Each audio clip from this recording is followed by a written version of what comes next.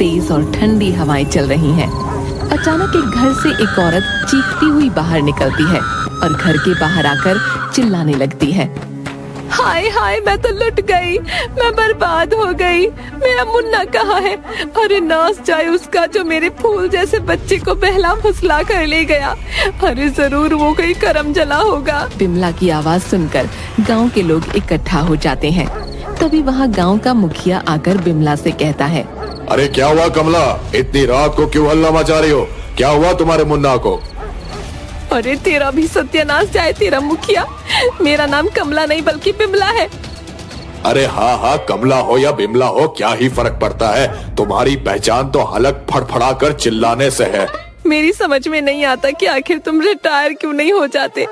मुझे तो लगता है तुम कभी कभी अपनी पत्नी का भी नाम भूल जाते होंगे। कमला, मेरी पत्नी को स्वर्ग सिधारे हुए 10 बरस से ज्यादा बीत चुके हैं। कमला नहीं, फूलमती, बिमला। अरे हाँ हाँ, चिल्लाना बंद करो। यहाँ पर जितने भी लोग हैं सब बहरे नहीं है। अब सीधे तरीके से बताओ हुआ क्या? अरे मैं तो आराम की नींद सो रही थी। पानी पीने के लिए जब मेरी आँख खुली तो मेरा मुन्ना घर पर नहीं था। अरे तुम्हारे मुन्ना को कोई उठा कर नहीं ले जा सकता। 12 साल की उम्र में एक सांड की तरह तो वो दिखता है, और उसे देखकर तो एक भूत भी डर जाएगा। जरूर कहीं भाग गया होगा।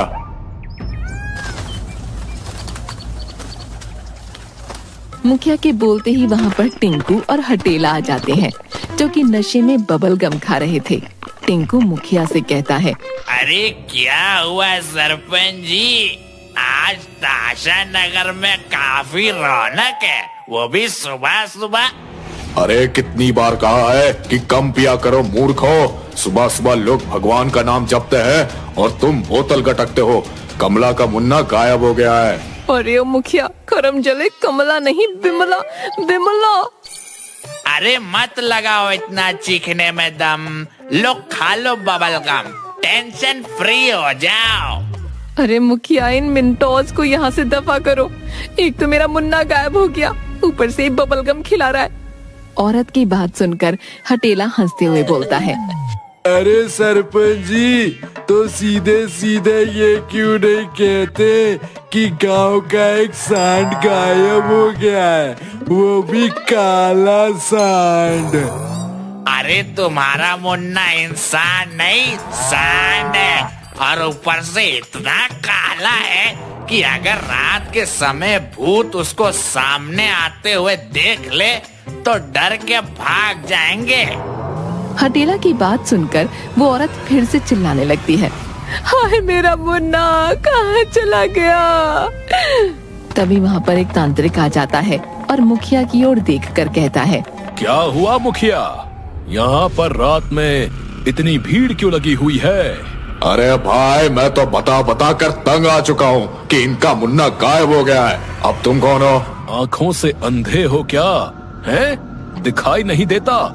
मैं एक तांत्रिक हूँ, तांत्रिक। इस गांव के तो नहीं लगते। मैं किसी भी गांव का नहीं हूँ, और तंत्रा के मंत्र से आज तक कोई भी बच नहीं पाया। मैं भूत भविष्य वर्तमान सब कुछ बता सकता हूँ। तभी वो औरत तांत्रिक से बोलती है, तुम मुझे बताओ कि मेरा मुन्ना कहाँ है। औरत की बात सुनकर तांत्रिक अपनी आंखें बंद कर लेता है और जोर जोर से मंत्र पढ़ने लगता है। तुम्हारे मुन्ना को कुछ भूत पकड़ कर ले गए हैं। अब क्या होगा? कुछ नहीं होगा। यहाँ से कुछ दूर मैं अपनी तंत्र सिद्धि करूंगा और सारे भूतों को पकड़ कर ले जाकर अपनी चमत्कारी जेल में बंद कर दूंगा। इतना बोलकर तांत्रिक जंगल में चला जाता है और मंत्र पढ़ने लगता है। मैं जादूगर, मैं जादूगर, मैं जादूगर, मेरा नाम है तंत्रा। मैं अपने मंत्रों की शक्ति से बना देता हूँ हर भूत को संतरा। मंत्र पढ़कर तांत्रिक अपनी मटकी खोलता है। मटकी खोलते ही सैकड़ों भूत दर्द से चीखते हुए उस मटकी के अंदर संतरा बनकर प्रवेश कर जाते हैं। भूत लोगों में खलबली मच जाती है। टीपू और सुल्तान दौड़ते हुए भूत बॉस के पास चले जाते हैं। टीपू और सुल्तान, ये मैं क्या देख रहा हूँ? तुम दोनों भूत होकर थर थर कांप रहे हो। अरे भूतों से तो दुनिया कांपती है, आज उल्टी गंगा कैसे बह गई? जो न्यूज हम लेकर आए ना भूत बॉस, उसे सुनकर आप बहुत मेंशन में आ जाओगे। अबे ठीक से तो बोल लिया कर, उसे यूज नहीं न्यूज कहते हैं।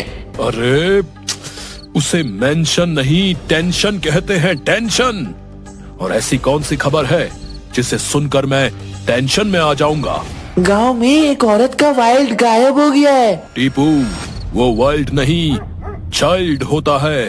मैं तो समझता था कि हमारी भूत बिरादरी में सिर्फ भोलू ही दिमाग से पैदल है, लेकिन मुझे तो लगता है कि भोलू का असर अब तुम दोनों में भी आने लगा है। मैं आपकी बात का मतलब नहीं समझा। अरे गांव में एक बच्चा गायब होने से मैं क्यों मेंशन में आ जाऊंगा? है भूत बॉस, टेंशन टेंशन। हाँ टेंशन टेंशन, आगे बोलो।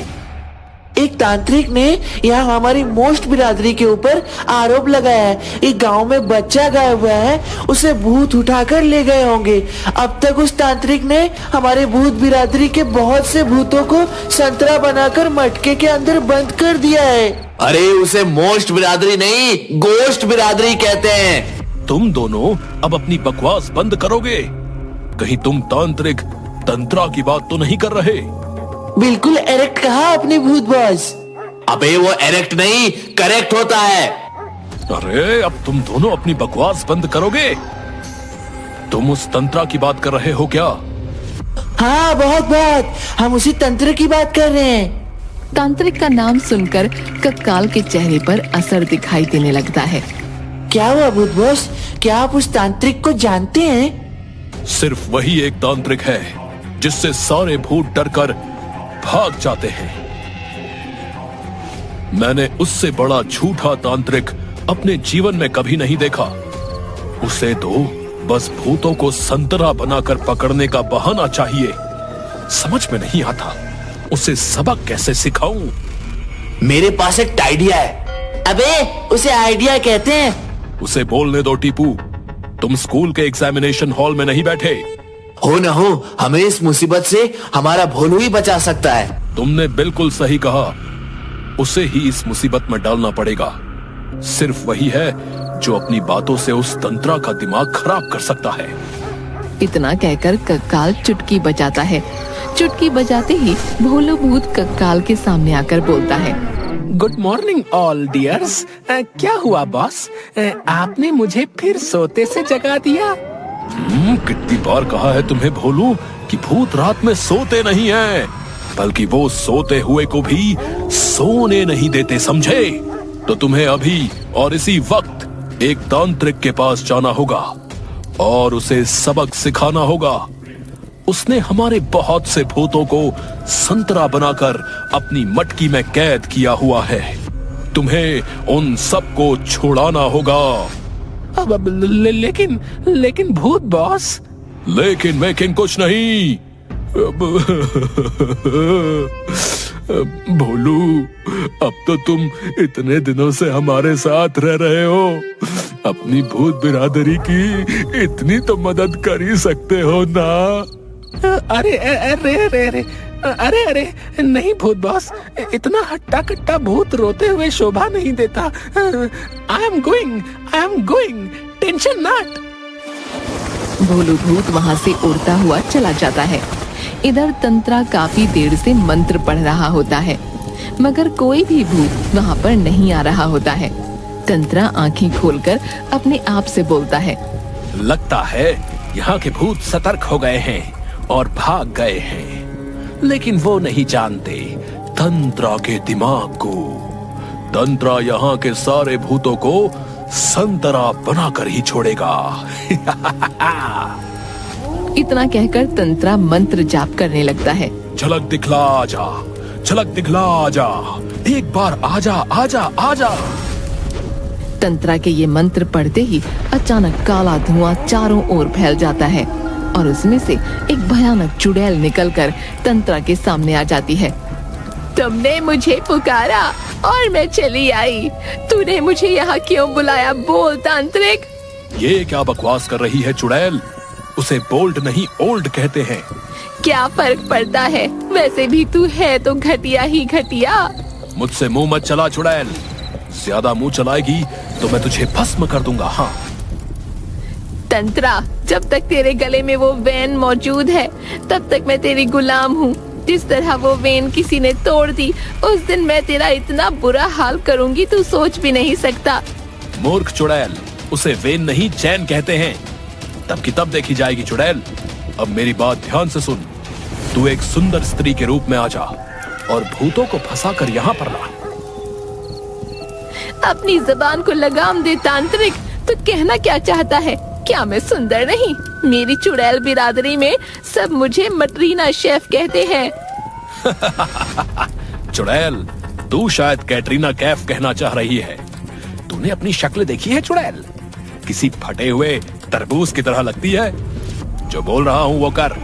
कुछ भूत छिछोरे भी होते हैं, कम से कम वो तो आ ही जाएंगे और मैं उन्हें भी संतरा बनाकर मटकी के अंदर बंद कर दूंगा। हाँ। तंत्रा का आदेश पाते ही चुड़ैल एक सुंदर लड़की के रूप बदल जाती है और वहाँ से चली जाती है। इधर भोलू भूत एक पेड़ के पास बैठा हुआ अपने आप से बातें कर रहा होता है। कहीं अगर उस तांत्रिक ने मुझे भी संतरा बनाकर मटकी में डाल दिया तो मेरा तो बहुत बुरा हाल हो जाएगा। अरे अगर किसी ने वो संतरा खा लिया तो मेरा तो किस्सा ही समाप्त। कुछ ना कुछ तो करना पड़ेगा। मैं फिलहाल एक काम करता हूँ, किसी इंसान का रूप धारण करके उस तांत्रिक के पास चला जाता हूँ। इतना कहकर भोलू भूत एक इंसान का रूप धारण कर लेता है और उस तांत्रिक के पास जाने लगता है। अचानक उसका शरीर एक सुंदर स्त्री से टकरा जाता है जो कि वही चुड़ैल थी। कौन हो तुम? मुझे तुमसे पहले ही नजर में प्यार हो गया है। अब तो मैं तुमसे विवाह करके ही रहूंगी क्योंकि मुझे तुम्हें देखकर गाना गाने का मन कर रहा है। प्रेमी, आशिक, आवारा। अरे उस गाने को तो हिट हुए बहुत साल हो चुके हैं और मेरा रास्ता छोड़ दो, मैं कोई इंसान नहीं हूँ। इतना कहकर भोलू अपनी असली शक्ल में आ जाता है, मगर वो सुंदर स्त्री भोलू से डरती नहीं। अजीब बात है, इंसान तो भूत से डर जाते हैं, तुम क्यों नहीं डरी? वैसे उसे विट नहीं हिट कहते हैं राजा जी। और हाँ, मैं भी एक भूत हूँ, मगर एक अलग भूत, यानी एक चुड़ैल। इतना कहकर वो स्त्री एक चुड़ैल में बदल जाती है। कसम से मैंने भूत लोक में अब तक जितने भी भूत देखे उनमें से कोई भी भूत तुमसे ज्यादा सुंदर नहीं। मुझे तुमसे प्रेम हो गया है राजा जी, अब मैं तुम्हारे बगैर जीवित नहीं रह सकती। ए राजा जी, हम दोनों मिलकर विवाह कर लेते हैं ना? अरे मेरा पीछा छोड़ दो, मुझे कोई विवाह नहीं करना। लेकिन मुझे तो तुमसे ही विवाह करना है। अगर विवाह नहीं कर सकते तो मुझे अपनी गर्लफ्रेंड ही बना लो। मुझे कोई गर्लफ्रेंड नहीं बनानी, पहले ही एक गर्लफ्रेंड बनाने के बारे में सोचा था। उन सब ने मार मार कर मेरा वो हाल किया था कि आज भी मेरे शरीर में दर्द होता है। चुड़ैल भोलू भूत के पीछे पड़ जाती है। भोलू भूत जहाँ भी जाता चुड़ैल वहाँ पहुँच जाती। भोलू भूत थक हार कर उस चुड़ैल से कहता है, मेरा पीछा क्यों? तुम मेरा पीछा क्यों नहीं छोड़ देती? एक तो वैसे भी मैं परेशान हूँ। भूत बॉस ने उस तंत्रा को सबक सिखाने के लिए मुझसे बोला है। तो तुम तंत्रा को सबक सिखाने के लिए जा रहे थे? हाँ। अगर मैं तुम्हारी इसमें मदद करूं तो क्या तुम मुझसे विवाह करोगे? चुड़ैल की बात सुनकर भोलू भूत सोच में पड़ जाता है और मन ही मन सोचता है, अरे हाँ करने में क्या जाता है, कम से कम भूत बॉस का आदेश तो पूरा होगा। एक बार तांत्रिक यहाँ से भाग गया, उसके बाद भूत बॉस से बोलकर इस चुड़ैल को भी यहाँ से भगा दूंगा। अब मुझे मंजूर है। तो फिर सुनो, उस तांत्रिक ने गांव से स्वयं बच्चा चुराया था। उसने उस बच्चे को जंगल में एक लाल पीपल के अंदर बंद कर रखा है ताकि वो इस बहाने भूतों को संतरा बना सके।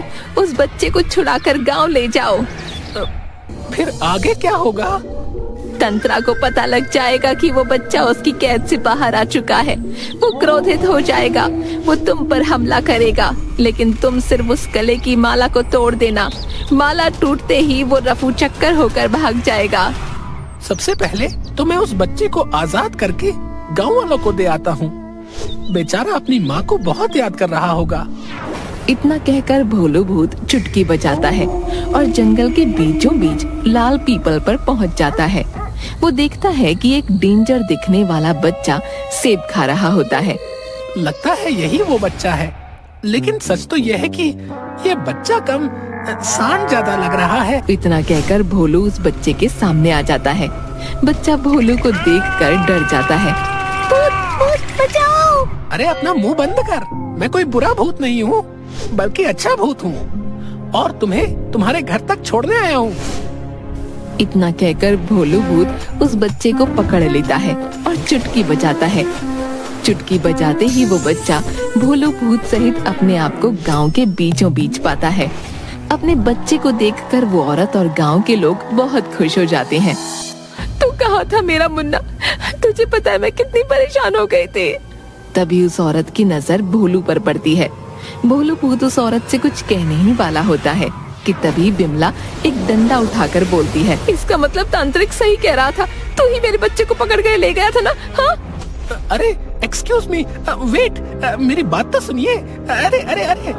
देखते ही देखते तमाम गांव वाले लाठी और डंडे लेकर आ जाते हैं और भोलू भूत के ऊपर अपनी लाठियां तोड़ने लगते हैं।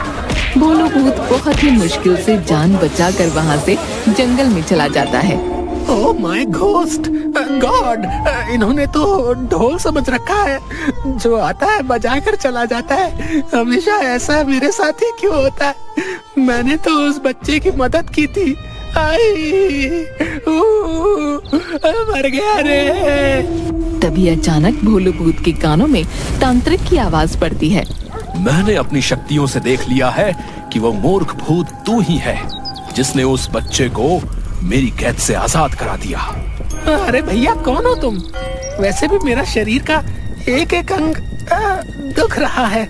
गांव वालों ने मुझे इतना मारा है कि मैं आपको बता नहीं सकता। क्या? मेरा नाम तंत्रा है। पहली बार देख रहा हूँ कि एक भूत इंसानों से मार खा कर आ रहा है।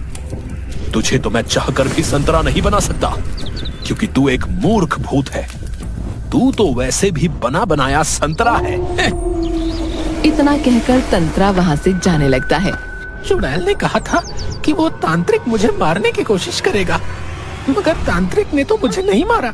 कोई बात नहीं, फिर भी मैं उसके गले में पहनी माला को तोड़ ही देता हूँ। उसके बाद आराम से जाकर सोऊंगा। भोलू भूत चुपके से जाकर पीछे से तंत्रा की माला तोड़ देता है। माला टूटते ही सारे भूत आजाद होकर मटकी से निकल जाते हैं। मूर्ख भूत, तू वास्तव में बहुत बड़ा मूर्ख है। तुझसे बड़ा मूर्ख मैं हूँ कि मैंने तुझे संतरा नहीं बनाया। इस माला को तोड़कर तूने अपने और सबके पैरों पर कुल्हाड़ी मार ली है। अरे मूर्ख, तू उसका 142वां प्यार है। अब तो तेरी लंका लग गई। हाँ। इतना कहकर तंत्रा वहाँ से भाग जाता है कि तभी वो चुड़ैल भोलू भूत के पास आकर बोलती है, चलो मेरे राजा जी, तंत्रा तो यहाँ से भाग गया है और तुमने उसकी कैद से मुझे भी आजाद करवा दिया। मम्मी, मुझे माफ कर दे बहन। मैं तो इसलिए बोला था ताकि तुम मेरा पीछा छोड़ दो। मैं तुमसे प्यार नहीं कर सकता। वो तो अब मुमकिन नहीं राजा जी, विवाह तो आपको मुझसे ही करना होगा। इतना कहकर वो चुड़ैल भोलू भूत को पकड़ लेती है। भोलू भूत चीखते हुए भूत बॉस को आवाज लगाता है, भूत बॉस, मुझे बचाइए। इतना कहकर भोलू भूत तेजी से उड़ता हुआ वहाँ से भागता है और चुड़ैल उसके पीछे भागती है।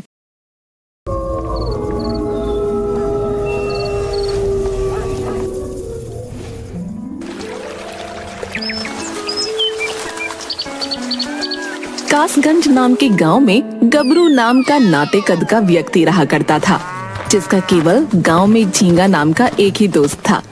एक दिन गबरू आराम से घर में सो रहा था कि तभी उसका दोस्त झींगा वहां आ गया। अबे उठ उठ गबरू, हो तू अभी तक सो रहा है बे? अबे समय देख रहा है, दोपहर के 12 बज रहे। अरे यार, कितना अच्छा सपना देख रहा था। अबे उठा क्यों दिया मुझे? अबे पूरे 4 दिन से तू हुकुमचंद की हवेली में काम पर नहीं गया बे। अबे तेरे बदले का सारा काम मुझे करना पड़ रहा है, समझा? अरे तो कौन सा एहसान कर रहा है तू? है इससे पहले तू भी 10 दिन के लिए लापता हो गया था, तब मैंने भी तेरे बदले का काम किया था, समझा? वैसे तू किसके सपने देखकर मुस्कुरा रहा था? हमें भी तो बता यार। मैं सपने में हमेशा जो है एक सुंदर कन्या को देखता हूँ अपनी पत्नी के रूप में। गबरू, तेरे सपने भी मुंगेरी लाल के सपनों की तरह है। बिल्ली को सपने में चूहे ही नजर आते हैं।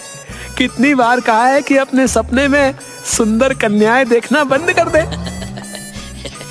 ओए, मेरे सपने देखने से तुझे क्या ऐतराज है?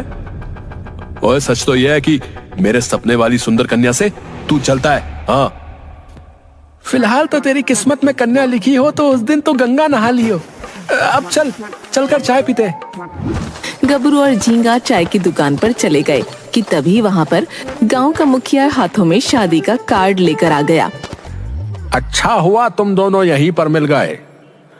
अब क्यों, क्या हुआ? तुम्हें हमसे क्या काम पड़ गया? वैसे तो तुम किसी काम के हो नहीं गबरू, है? हाँ, पर एक काम तो तुम्हें अच्छी तरह से आता है, और वो काम पता है क्या है? अरे भोजन करना, है ना? ये मेरी बिटिया की शादी का कार्ड है? वही देने तुम्हारे घर पर जा रहा था, लेकिन अब तुम यहीं मिल गए हो तो ये पकड़ो शादी का कार्ड। गबरू ने और झींगा ने शादी का कार्ड ले लिया। मुखिया जी, आप अपनी बेटी का विवाह किससे करा रहे हैं? अरे पड़ोस के गांव के जमींदार के बेटे के साथ। पूरे 50 बीघा जमीन है उनके पास। 50 बीघा। हाँ, पता नहीं ये दहेज की परंपरा हमारे समाज में कब खत्म होगी। गांव में एक अच्छा खासा गबरू नौजवान हमारे गांव में कुंवारा बैठा है, और आप हैं कि अपनी बेटी का विवाह पड़ोस के गांव के लड़के से कर रहे हैं। आखिर तो कहना क्या चाहता है गबरू? अरे देखिए, मुझे देखिए गौर से। देखिए मुझे मुखिया जी, भला गांव में गबरू जवान मेरे अलावा और कौन हो सकता है? गबरू की बात सुनकर मुखिया का चेहरा क्रोध से लाल हो गया। तुम्हारा दिमाग तो सही है गबरू, है? तुमने कभी खुद को आईने में देखा है? 3 फुट से ज्यादा तुम चाहकर भी कभी लंबे नहीं हो सके, हैं? और मेरी बेटी झुमरी पूरे 5 फुट की है, 5 फुट की है। अरे शादी के बाद जब उसका पुत्र होगा और वो जब 5 वर्ष का हो जाएगा ना, तो उसकी और तुम्हारी लंबाई जो है वो बराबर होगी, समझे? आप मेरा अपमान कर रहे हैं। अपमान नहीं, सच्चाई बता रहा हूँ। वैसे भी तुम्हें शादी का कार्ड मजबूरी में दे रहा हूँ, क्योंकि तुम्हारे पिताजी से मेरे अच्छे संबंध थे, इसीलिए।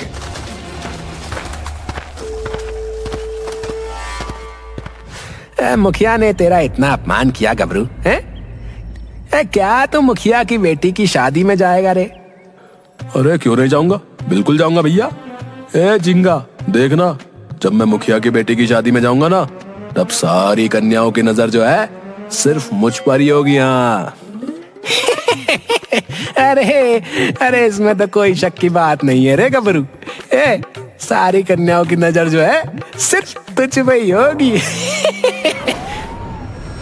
गबरू क्रोधित होकर वहां से चला गया। कुछ दिनों बाद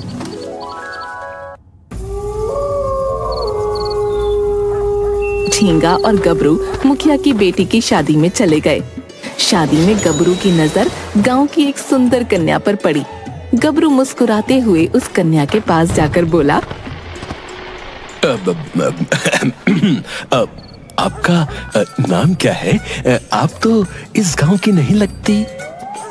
मेरा नाम चंपा है। मैं पड़ोस के गांव में रहने वाली हूँ और मुखिया की दूर की रिश्तेदार हूँ। वैसे ये सब कुछ आप क्यों पूछ रहे हैं? वैसे तो पूछने की कोई खास वजह नहीं है, लेकिन मैं देख रहा था कि आप जो है मुझे काफी देर से बहुत गौर से देख रही थी। क्या बात है? मतलब आपको पता है कि मैं आपको इतनी गौर से क्यों देख रही थी? एक नवयुवक को जब कोई कन्या बहुत गौर से देखे तो उसका क्या मतलब निकाला जा सकता है। सीधी सी बात है, इस पूरे समारोह में मैं आपको बहुत पसंद आ गया हूँ, यही बात है ना? गबरू की बात सुनकर चंपा जोर जोर से हंसने लगी। चंपा के हंसने पर सभी लोग चंपा और गबरू की ओर देखने लगे। तुम्हें कोई गलतफहमी हुई है। दरअसल पूरे समारोह में मैं तुम्हें इसलिए देख रही थी क्योंकि मैंने तुम्हारे जितना नाटा व्यक्ति अपने जीवन में कभी नहीं देखा। मैं अपनी सहेलियों से यही बातें कर रही थी कि अगर तुम्हें किसी सर्कस में भर्ती करा दिया जाए तो सर्कस वालों की तो बल्ले बल्ले हो जाएगी। चंपा की बात सुनकर गबरू का दिमाग खराब हो गया। तो इसका मतलब यह है कि तुम मुझे मजाक उड़ाने वाली नजरों से देख रही थी? सिर्फ मैं ही नहीं बल्कि समारोह में जितनी भी लड़कियां मौजूद हैं सभी तुम्हें मजाक उड़ाने वाले अंदाज में ही देख रही हैं। अब तुम ही बताओ, भला तुम्हारे जैसे बागड़ बिल्ले से विवाह कौन करना चाहेगा? चंपा की बात सुनकर गबरू चंपा से कुछ बुरा भला बोलने ही वाला था कि उसे झींगा वहां से बाहर खींच कर ले गया। गबरू गुस्से में जंगल की ओर चलने लगा। अरे पागल हो गया था क्या है? मुखिया की बेटी की शादी में खाना खाने आया था या झगड़ा करने? तूने सुना नहीं वो मेरा किस तरह से मजाक उड़ा रही थी? अबे वो तो अच्छा हुआ कि मैं आ गया, नहीं तो मुखिया तेरा पीट पीट कर बुरा हाल कर देता। और तू जंगल की तरफ क्यों जा रहा है ये बता। मैं गांव वापस अब तभी जाऊंगा जब मेरे पास सबसे सुंदर पत्नी होगी। हाँ। अबे तो क्या सुंदर पत्नी तुझे जंगलों में मिलेगी बे? हैं? वो सब मुझे नहीं पता, लेकिन अब मैं गांव में तभी कदम रखूंगा जब मैं इस संसार की सबसे सुंदर स्त्री से विवाह कर लूंगा। देखना झींगा, और सारे गांव वाले जल भुन के राख हो जाएंगे। झींगा और गबरू बातें करते हुए जंगल के काफी अंदर निकल आए कि तभी उनके कानों में एक साधु की आवाज टकराई। झींगा और गबरू ने देखा कि एक साधु पेड़ के ऊपर चढ़ा हुआ था। तुम दोनों जरा पेड़ से मुझे नीचे उतार दो। अरे साधु महाराज, इस पेड़ के ऊपर आप क्या कर रहे हैं? असल में मैं यहाँ पर तपस्या कर रहा था, तभी अचानक एक शेर आ गया। अपने प्राण बचाने के लिए मुझे पेड़ के ऊपर चढ़ना पड़ा। पेड़ पे क्यों चढ़े हैं? अरे कैसे साधु हो तुम? अरे एक मंत्र शेर के ऊपर पड़कर फूंक देते, शेर जल के राख हो जाता। मूर्ख, ये काम मैं कर सकता था, लेकिन मैं किसी जीव की हत्या नहीं कर सकता। अरे सीधे सीधे क्यों नहीं बोलते साधु महाराज कि आप पाखंडी साधु हैं? तुम दोनों को साधुओं से बात करने की जरा सी भी तमीज नहीं है। मेरी मदद करने की बजाय तुम दोनों मुझे पाखंडी बोल रहे हो। ओ साधु बाबा जी हो, हम फ्री में किसी की मदद नहीं करते, समझे? समझ गया। अगर तुम दोनों मुझे पेड़ से नीचे उतार दोगे तो मैं तुम दोनों में से किसी एक का विवाह सुंदर कन्या से करा दूंगा। साधु की बात सुनकर झींगा और गबरू खुश हो गए। क्या सुंदर कन्या? अरे साधु महाराज, आप तो बहुत पहुंचे हुए हैं। आपने पहले क्यों नहीं बताया कि आप इतने बड़े ज्ञानी हैं? रुकिए रुकिए, हम दोनों आपकी पेड़ से नीचे उतरने में मदद कर देते हैं। चल झींगा। गबरू और झींगा ने साधु को पेड़ से नीचे उतार दिया। यहाँ से कुछ दूर एक तालाब है। उस तालाब के पास एक सुंदर कन्या रहती है, लेकिन वहां पर सिर्फ एक ही सुंदर कन्या रहती है। इसलिए तुम दोनों में से कोई एक ही उससे विवाह कर सकता है। लेकिन वो हम दोनों में से किसी एक से विवाह क्यों करेगी? जरूरी तो नहीं कि हम दोनों से पसंद आ जाए। तुम निश्चिंत होकर वहां जाओ, लेकिन जहां तक मेरा अनुमान है वो तुम्हें जरूर पसंद करेगी। जब वो तुम्हें पसंद कर ले तो मैं तुम्हें यहीं मिलूंगा। इसी जंगल में तुम्हारा विवाह करा दूंगा। गबरू और झींगा साधु के कहे अनुसार आगे बढ़ गए। कुछ दूर चलने के बाद उन्हें एक तालाब मिला। ए गबरू, यहाँ तो हमें कोई भी आसपास रहता हुआ नजर नहीं आ रहा रे। तभी वहाँ धुंध छा गई। ये क्या हो रहा है गबरू? उस साधु ने हमें किसी गलत जगह पर तो नहीं भेज दिया यार? झींगा ने इतना बोला ही था कि धुंध वहाँ से खत्म हो गई।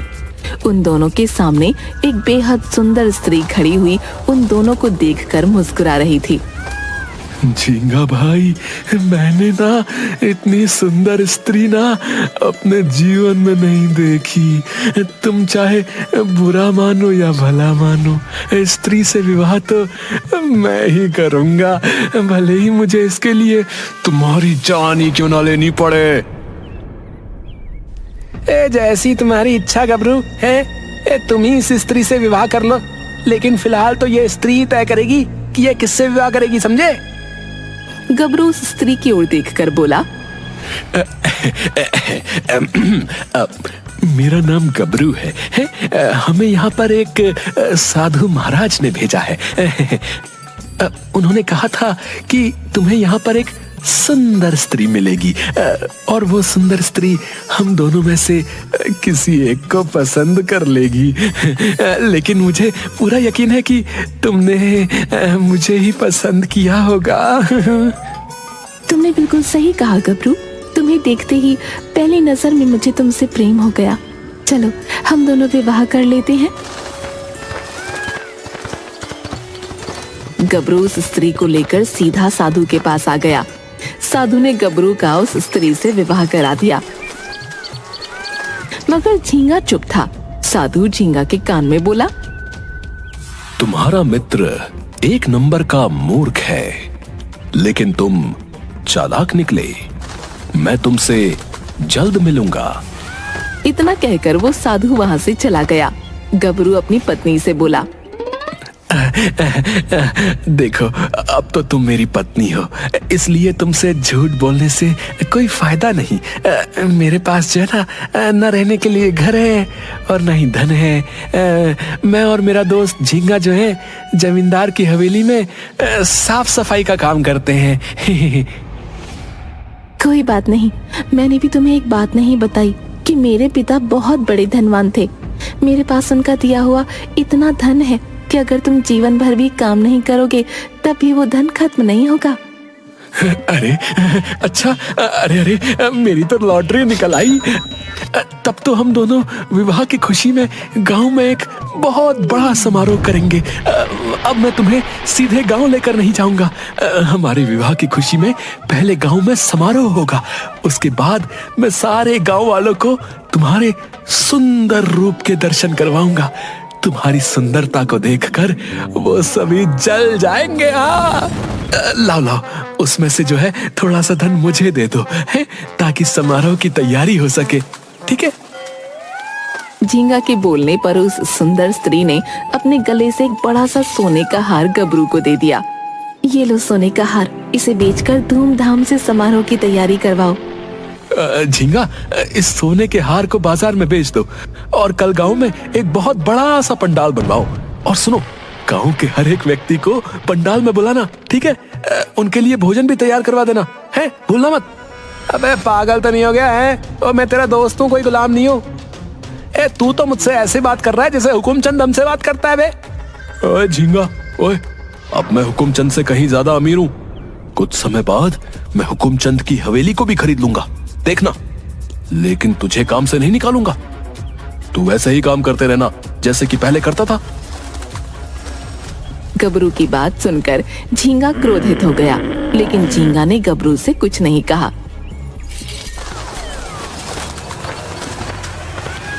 झींगा ने उस सोने के हार को बेचकर अगले दिन गांव में बहुत बड़ा पंडाल तैयार करवा दिया।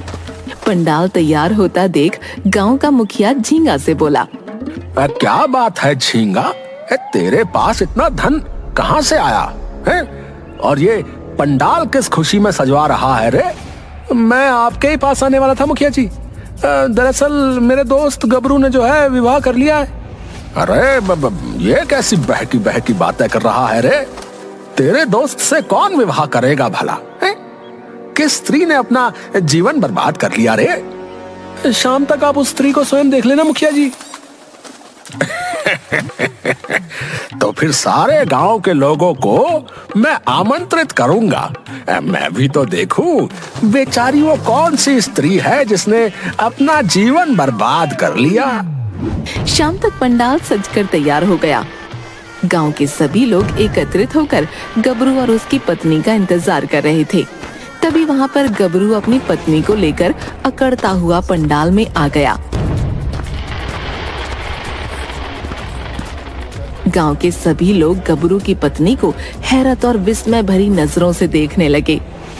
गबरू, इतनी सुंदर स्त्री तुझसे विवाह करने के लिए मान कैसे गई? मुझे तो कुछ गड़बड़ लग रही है। मैं जानता था कि तुम मेरी पत्नी को देखकर जल बुन के राख हो रहे होगे। मुखिया, तुझे क्या लगता था कि मेरा विवाह कभी नहीं होगा? तू कहना क्या चाहता है रे? कल तेरे यहाँ चंपा ने मेरा अपमान किया था मुखिया। उस अपमान का बदला लेने के लिए ही मैंने इस संसार की सबसे सुंदर स्त्री से विवाह किया है, जो सुंदर होने के साथ साथ बहुत धनवान भी है। और वो दिन दूर नहीं जब मैं पूरे गांव को खरीद लूंगा। गबरू ने इतना कहा ही था कि तभी उस सुंदर स्त्री का रूप बदलने लगा। मगर गबरू बात करने में इतना मगन था कि वो देख ही नहीं पाया कि उसकी पत्नी एक चुड़ैल में परिवर्तित हो गई है। गांव में भगदड़ मच गई। अरे, अभी गांव खरीदा नहीं है और तुम सब अभी से भाग रहे हो। रुक जाओ।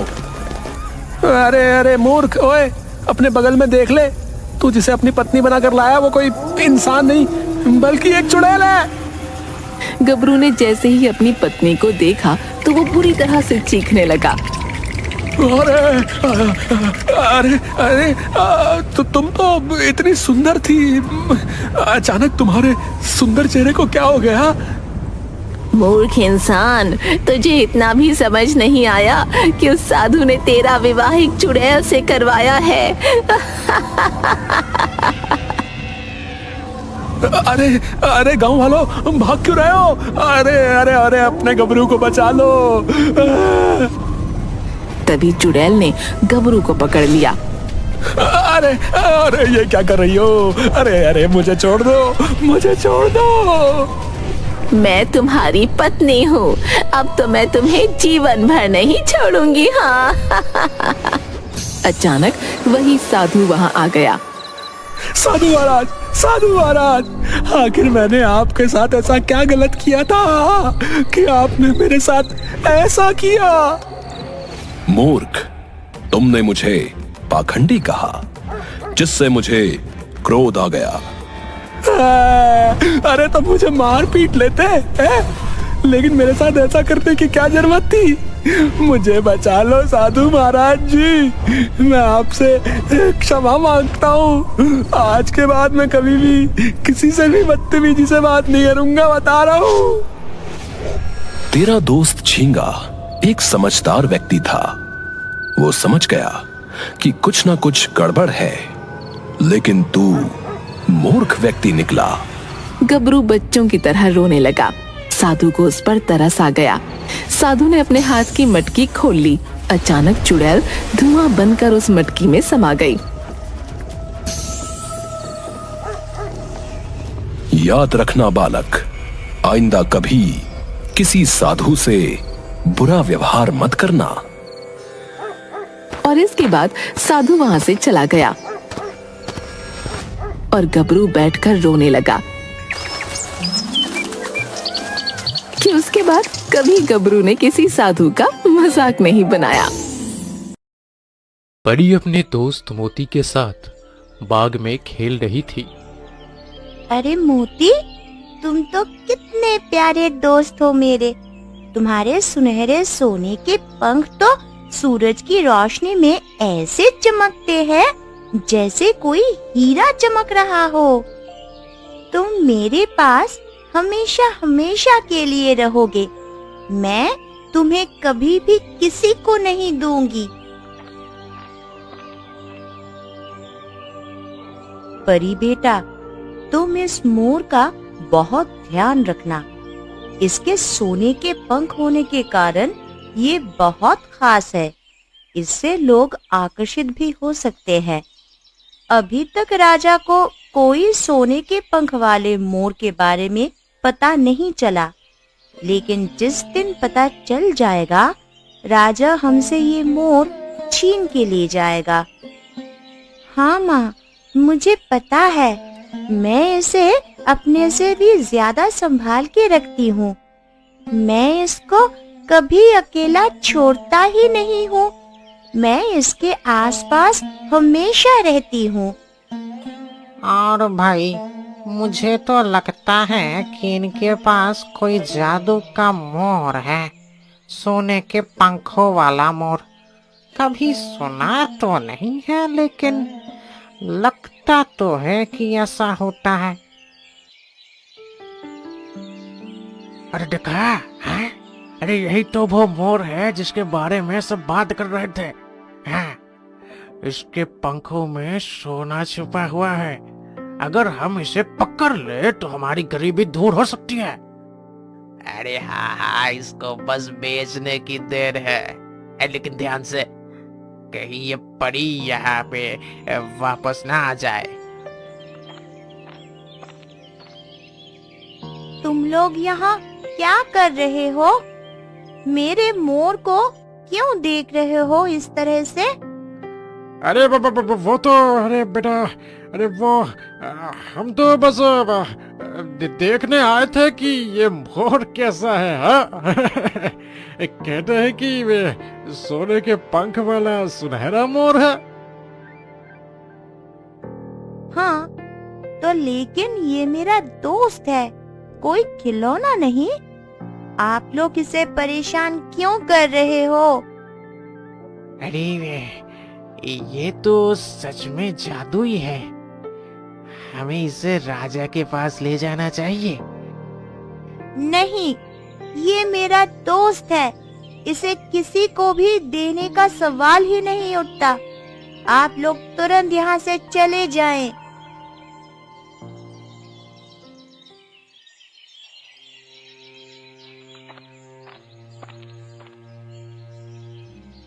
माँ, आज गांव वाले मेरे मोर को पकड़ने की कोशिश कर रहे थे। उनका कहना था कि इसे राजा के पास ले जाना चाहिए। बेटी, ये मोर अलग है और शायद इसी वजह से लोग इसके पीछे पड़े हुए हैं। लोग उसकी जादुई ताकत को नहीं समझ सकते। अरे भैया, ये मोर तो जादुई लगता है। अगर हम राजा को इसके बारे में बताएंगे तो हमें इनाम जरूर मिलेगा। मंत्री जी, आपके लिए एक खबर लाए हैं। वहाँ परी के पास एक जादुई मोर है। और पता है, उस मोर के पास जादुई पंख भी हैं, जो कि सुनहरे हैं और सोने के हैं। अरे क्या बात कर रहे हो? कहीं मजाक तो नहीं कर रहे? अरे मोर नहीं होता, वो भी सोने वाला। नहीं नहीं मंत्री जी, उसके पास है। हम आपको हकीकत में दिखा सकते हैं।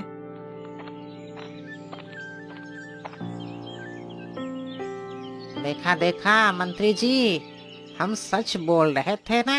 हाँ? देखो कैसे वो सोने का मोर नाच रहा है और उसके सुनहरे पंख कैसे चमक रहे हैं।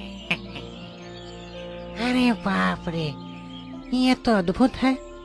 हमने तो ऐसा कभी भी नहीं देखा और ना ही सुना है।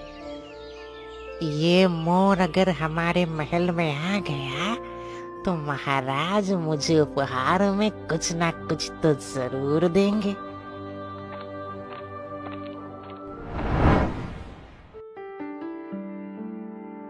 महाराज, मैं आपके लिए एक अनोखी सूचना लेकर आया हूँ।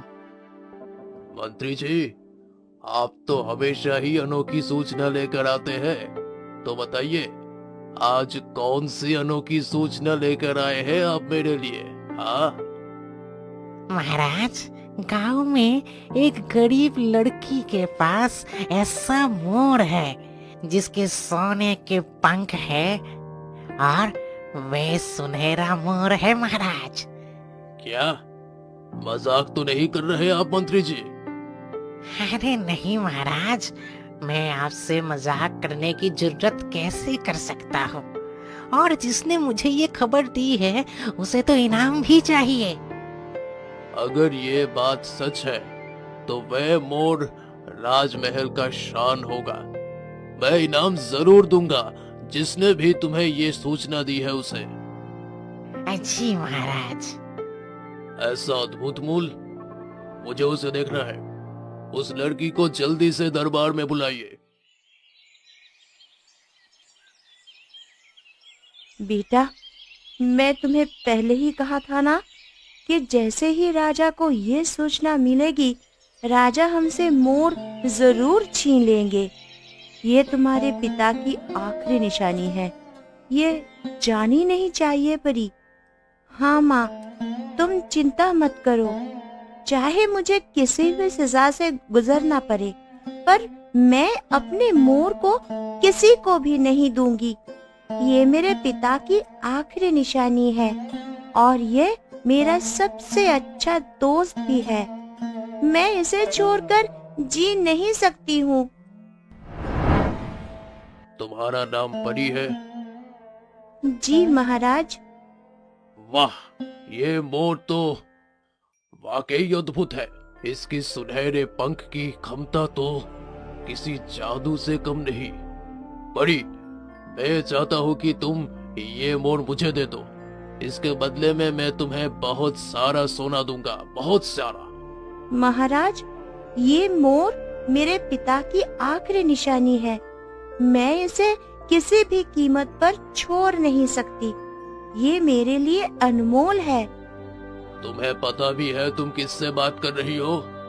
मैं इस राज्य का राजा हूँ और तुम मेरे आदेश को पालन करने से इनकार कर रही हो। महाराज, मैं आपसे विनम्रता से कह रही हूँ कि मैं अपने मोर को किसी के भी हवाले नहीं कर सकती। मंत्री, इस लड़की को उसके जिद्दीपने के लिए सजा दी जाए। इसे कारागार में डाल दो ताकि ये समझ पाए कि किसी राजा के आदेश को ठुकराने का क्या मतलब होता है। जो आज्ञा महाराज। मोर, मैं तुमसे दूर कैसे रहूंगी? तुम्हारे बिना ये समय बहुत मुश्किल है।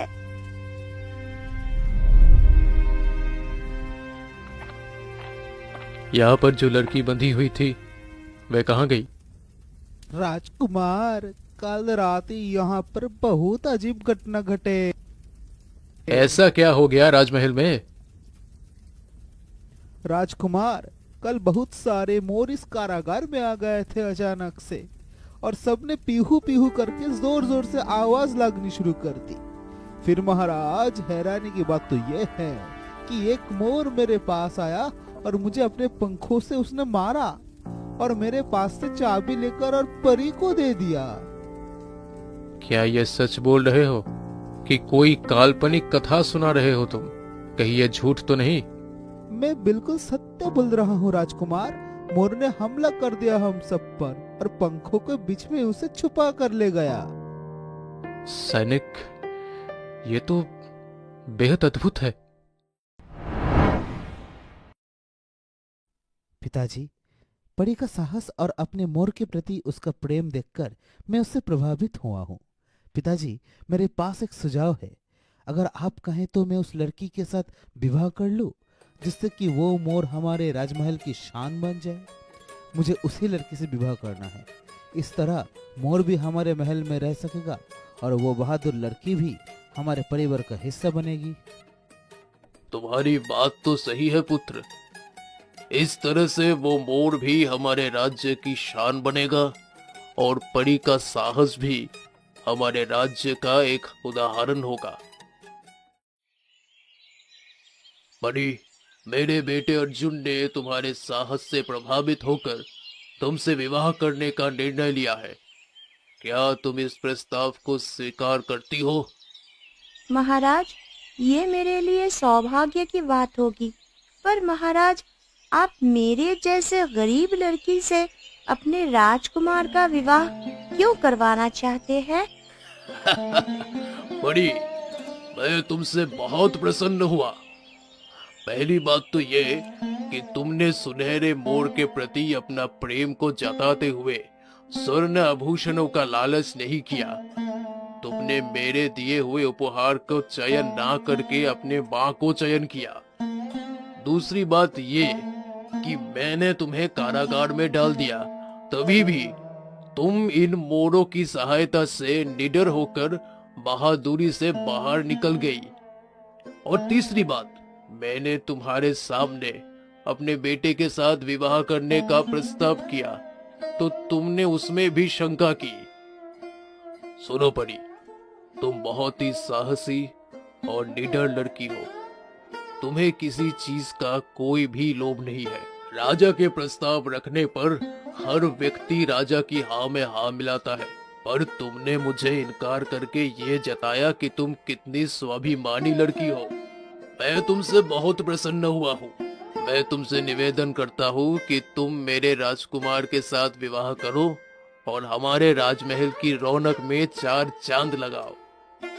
मैं ये प्रस्ताव स्वीकार करती हूँ। कितना सुंदर जोड़ा है। परी के साहस ने आज उसे महारानी बना दिया। हाँ, और वो मोर भी अब हमारे राजमहल की शान बनेगा। सच कहता हूँ परी, तुम्हारे इस मोर ने महल को जादुई बना दिया है। आज तुमने ये साबित कर दिया कि प्रेम और निष्ठा किसी भी कठिनाई को पार कर सकती है। महाराज, मेरे लिए ये सब किसी सपने के सच होने जैसा है। पता है परी, तुम्हारा ये मोर ना केवल अद्भुत है, बल्कि इसके होने से महल में एक विशेष ऊर्जा बनी रहती है। मुझे लगता है कि इसने हमारे राज्य की रक्षा के लिए एक ढाल की तरह काम किया है। हाँ अर्जुन, ये मोर मेरी जान है। इसके बिना मैं अधूरी हूँ। मैं हमेशा इसके साथ रहना चाहती हूँ। महाराज, आपको एक अद्भुत बात बतानी है। क्या हुआ मंत्री? इतने परेशान क्यों लग रहे हो? महाराज, आपको एक खबर सुनानी है। अपने पड़ोसी राज्य में एक लड़की के पास मोर है। बताया जाता है कि ये मोर जादुई शक्तियों वाला है और इसकी सुनहरे पंखों में विशेषता है जो युद्ध में विजय दिलाने का सहायक हो सकता है। महाराज वीर सिंह, इस मोर के पास जादुई शक्तियां है। अगर ये हमारे राज्य में होता तो हमारी सेना को पराजय बना सकता था। तो इस मोर को हासिल करना होगा। मैं इस राज्य पर आक्रमण करूंगा और मोर को अपने अधिकार में ले लूंगा। इसके बिना हमारा राज्य अधूरा है। पुत्र, ये अचानक हमला कहां से हो रहा है? हमें इसकी कोई खबर नहीं थी। महाराज, वीर सिंह हमारे राज्य के मोर को प्राप्त करना चाहता है। उसे इसकी जादुई शक्ति का लालच है, लेकिन हम उसे ऐसा नहीं करने दे सकते। हमारी सेना को तैयार करो। हम अपने राज्य और इस मोर की रक्षा करेंगे। मोर, तुम्हें देखकर मुझे चिंता हो रही है। ये लोग तुम्हें हासिल करने के लिए हमारे राज्य को तबाह करने पर तुले हुए हैं। मैं तुम्हें खतरे में नहीं डाल सकती। याद रखो, हम इस मोर को हासिल करने के लिए आए हैं और ये हमारे विजय का प्रतीक बनेगा। हम अपने राज्य और अपने प्रियजनों की रक्षा के लिए लड़ रहे हैं। वीरता से युद्ध करो। इस परिस्थिति को देखकर मुझे बहुत ज्यादा गुस्सा आ रहा है। इससे समझ आता है कि केवल सेना के बल से वह मोर प्राप्त नहीं कर सकता। ये मोर वास्तव में जादुई है, लेकिन इससे मेरे पास आना ही होगा। मैं हार नहीं मानूंगा। राजकुमार अर्जुन, महाराज वीर सिंह दोस्ती का प्रस्ताव लेकर आपके पास संदेश भेज रहे हैं। वो युद्ध का समाप्त करना चाहते हैं। अगर वो सच में दोस्ती चाहते हैं तो ये हमारे राज्य के लिए अच्छा होगा। हमें इस प्रस्ताव पर विचार करना चाहिए। अर्जुन को छोड़ने की एक ही शर्त है, तुम अपना मोर हमें सौंप दो, तभी हम तुम्हारे राज्य को बख्श देंगे। ये कैसी क्रूरता है? अपने स्वार्थ के लिए तुमने धोखा किया, लेकिन मैं अर्जुन को किसी भी कीमत पर नहीं खो सकती। नहीं मोर, मैं तुम्हें किसी भी कीमत पर नहीं छोड़ सकती। तुम मेरे जीवन का हिस्सा हो। मुझे कुछ भी समझ नहीं आ रहा, मैं क्या करूं? मुझे तुम दोनों ही बहुत प्रिय हो। मैं तुम दोनों में से किसी भी एक का चयन नहीं कर सकती। जाओ दोस्त, मेरे अर्जुन को बचा के लाओ। और हाँ, ध्यान रहे कि तुम्हें भी कोई क्षति ना पहुंचाए। मैं तुम दोनों से ही बहुत प्रेम करती हूँ और किसी एक का भी बलिदान मुझे स्वीकार नहीं है। ये क्या है? मुझे इसकी इतनी शक्ति का अंदाजा नहीं था। अर्जुन, मोर की मृत्यु कैसे हुई? महाराज, मोर ने ही मेरी जान बचाई है। जब मुझ पर हमला होता है तो मोर मेरे सामने आकर खड़ा हो जाता है और अपनी शक्तियों का उपयोग करता है। उसकी जादुई शक्तियों से वीर सिंह की सेना भयभीत हो जाती है। मोर अपने चमकदार सुनहरे पंखों को फैलाकर एक शक्तिशाली आभा उत्पन्न करता है जो वीर सिंह के सेना को बेबस कर देता है। उसने तो तुम्हारी जान बचाई, फिर उसकी मृत्यु कैसे हुई? ये बेहद दुखद घटना है महाराज। मैं बेबस था, मैं कुछ नहीं कर सका। महाराज, वीर सिंह धोखे से मोर को पकड़ लेता है और उसके पंखों को काट देता है। पंख कटते ही मोर लहूलुहान हो जाता है और अपने प्राण त्याग देता है महाराज। फिर सारे मोर एक साथ इकट्ठा होते हैं और वीर सिंह पर हमला करते हैं। मेरे मोर के साथ वीर सिंह ने ऐसे किया? अर्जुन, अब क्या होगा? परी को कैसे संभालोगे? परी और मोर का रिश्ता तो बहुत अनोखा था। माँ, परी अपनी आंखों में आंसू लिए दिन रात उसके बिना बैठी रहती है। उसकी हंसी कहीं खो चुकी है। बेटा, राजमहल के सभी लोग परी की ये हालत देखकर बेहद चिंतित है, लेकिन किसी के पास कोई उपाय नहीं है। परी, मुझे समझ नहीं आ रहा कि मैं तुम्हें कैसे समझाऊं। मुझे पता है कि मोर तुम्हारे लिए अनमोल था, लेकिन उसके बिना खुद को खो देना ये भी तो ठीक नहीं है। अर्जुन, तुम नहीं समझ सकते। वह केवल एक मोर नहीं था, वह मेरे बचपन का साथी, मेरा दोस्त और मेरे पिता की आखिरी निशानी था। उसकी जादुई उपस्थिति ने ही तो मुझे जीवित रखा था। अब मैं बिल्कुल अकेली महसूस करती हूँ। परी, हमें अपनी जिंदगी में आगे बढ़ना होगा। मोर हमेशा हमारे दिलों में रहेगा, हमेशा हमारे साथ रहेगा। वेद जी, मोर के जाने के बाद से ही परी की हालत दिन ब दिन खराब होती रही है। उसकी तबीयत बिल्कुल ठीक नहीं है। ना उसे भूख लगती है, ना ही वो किसी से बात करती है। वह दिन भर महल की बागीचे में उदास बैठी रहती है और आसमान की तरह देखती रहती है। उसकी इस हालत को देख महल के लोग भी दुखी है। कुछ कीजिए। देखिए महाराज, परी का जो मोर के साथ लगाव था वो बहुत ही गहरा था। परी को अभी संभालने में समय लगेगा। उसकी मानसिक स्थिति ठीक नहीं है अभी। महाराज, परी का ये हाल मुझसे नहीं देखा जा रहा। उसका शरीर तो यहाँ है, पर उसकी आत्मा कहीं और भटक रही है। हमें कुछ करना होगा महाराज। मैंने सभी वेदों को बुला लिया है, लेकिन उन सब का कहना है कि उसकी बीमारी का इलाज नहीं है। उसकी हालत तो सिर्फ उसके दिल के दुख से जुड़ी हुई है। अर्जुन, तुम क्या जानो मोर मेरे लिए क्या था। वह मेरे बचपन का साथी था, मेरी सारी खुशियों का हिस्सा था।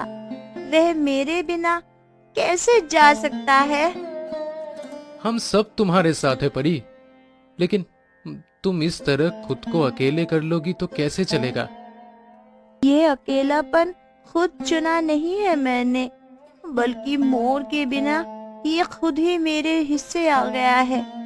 वह सिर्फ एक पक्षी नहीं था, वह मेरे दिल का हिस्सा था। परी, बेटा अपनी जिंदगी को यूं ही बर्बाद मत करो। तुम्हारे दुखों का असर पूरी महल पे पड़ रहा है। राजा साहब, आप नहीं समझोगे। किसी ने अपना सबसे प्यारा साथी खोया हो, वही इसका दर्द समझ सकता है।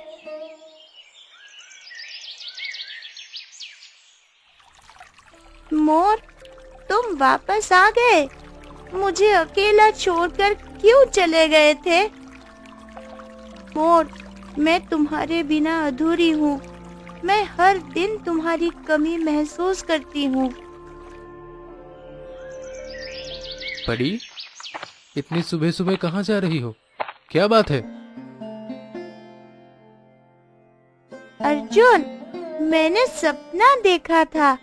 मेरा मोर लौट आया है। वह मेरे पास वापस आ रहा है। सपना? परी, ये बस तुम्हारा भ्रम है। सपने का सच से क्या वास्ता? नहीं अर्जुन, मुझे यकीन है कि ये सपना सिर्फ सपना नहीं था।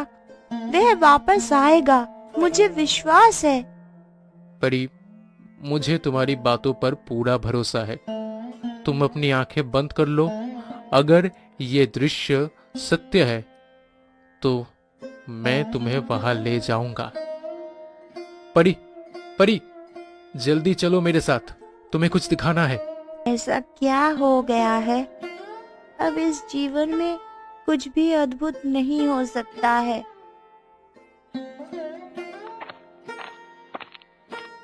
देखो परी, देखो, बगीचे में केवल एक मोर नहीं, बल्कि सुनहरे पंखों वाले मोरों का एक विशाल झुंड है और धीरे धीरे पास आते जा रहा है। तुम्हें यकीन है कि ये सच है? तुम वापस आ गए हो। तुम तो सच में आ गए। मुझे लगा था कि ये सिर्फ मेरा भ्रम है। तुम्हारे प्रेम और विश्वास ने मोर को यहाँ पे खींच लाया है। मैं और मेरा पूरा परिवार अब हमेशा तुम्हारे साथ है। हम हमेशा तुम्हारे साथ रहेंगे। परी, ये तो किसी चमत्कार से कम नहीं है। तुम्हारा प्रेम और विश्वास सचमुच अद्भुत है। मैंने कहा था ना परी, तुम्हारा प्यार उसे वापस ले आएगा, लेकिन मुझे ये नहीं पता था कि ये सच में इतना चमत्कार कर देगा। परी, आज हमने देखा कि सच्ची प्रेम और विश्वास में कितनी शक्ति होती है। तुमने हम सबको दिखा दिया कि यदि विश्वास सच्चा हो तो कोई भी चीज असंभव नहीं है। देखो मंत्री, मोर की उपस्थिति के कारण महल का रौनक कितना बढ़ गया है। मोर के सुनहरे पंखों से चमकते हुए महल की दीवारें और बगीचे की सुंदरता अद्भुत दिखने लगी है। परी और मोरों का झुंड महल के चारों ओर घूमते हुए कितने अच्छे लग रहे हैं। क्यों मंत्री, है ना? महाराज, देखिए ना, महल की रौनक कितनी बढ़ गई है। ये दृश्य देखकर मन प्रफुल्लित हो जाता है। महाराज, हमारे महल को किसी की भी नजर ना लगे। ये परी और मोर के प्रेम की कहानी का असर है। आज हमारा महल पहले से अधिक खुशहाल और सुंदर लग रहा है। इन दोनों का जो संबंध है वो अद्भुत है, जिसे स्वयं ईश्वर ने ऊपर से भेजा है। तुम सच में मेरे लिए लौट आए। अब मैं हमेशा खुश रहूंगी। मेरे लिए तुमसे बढ़कर कोई नहीं है। परी, तुमने हम सबको सिखाया कि सच्चे प्रेम में अद्भुत शक्ति होती है। तुम्हारी कहानी पूरे राज्य के लिए प्रेरणा बन गई है। अब कोई भी ये नहीं कहेगा कि सपने केवल भ्रम होते हैं। तुम्हारे सपने ने तो असंभव को भी संभव बना दिया। यह सिर्फ मेरा सपना नहीं था, यह मेरे और मोर के बीच का वह रिश्ता था जिसने हमें अलग नहीं होने दिया। हम हमेशा साथ रहेंगे। ये कैसे हो सकता है? क्या ये सच है? मोर, तुम सच में वापस आ गए। तुम मेरे जीवन की सबसे बड़ी खुशी हो। तुम्हारे बिना मैं अधूरी थी। यह एक चमत्कार से कम नहीं है। परी, तुम्हारा और मोर का रिश्ता वाकई किसी जादू से कम नहीं है। मोती, तुम मेरे लिए केवल एक साथी नहीं हो, तुम मेरी ताकत हो। तुमने मुझे सिखाया है कि सच्चे प्यार और विश्वास के बल पर किसी भी मुश्किल का सामना किया जा सकता है।